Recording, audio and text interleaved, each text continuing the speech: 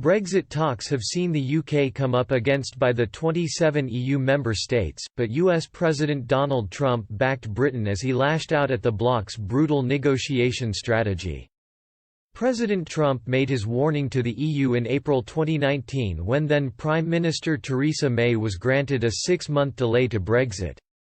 This angered Brexiters, as the US president also seized the moment to claim Brussels' brutality would come back to bite them. He said, "Too bad that the European Union is being so tough on the United Kingdom and Brexit. The EU is likewise a brutal trading partner with the United States, which will change. Sometimes in life you have to let people breathe before it all comes." Mr. Trump has clashed with the EU on several occasions, starting a trade war with the bloc 2 years ago. In March 2018, the president announced he would hike tariffs on steel and aluminium coming from the EU. The White House chief fanned the flames when he responded to widespread anger by jibing that trade wars are good. Then European Commission President Jean-Claude Juncker promised a firm reaction as Brussels prepared for hefty economic hits. He said, "We will not sit idly while our industry is hit with unfair measures that put thousands of European jobs at risk."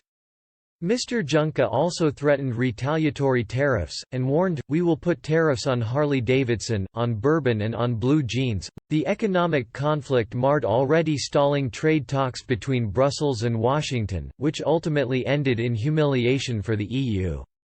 Trade talks between Washington and Brussels started in February 2014, and were supposed to be the biggest in the world, forming a market that boosted the EU economy by £101 billion, the US economy by £76 billion and the rest of the world by £85 billion. The European Commission published a document in April 2019 stating that negotiations have been declared obsolete and no longer relevant.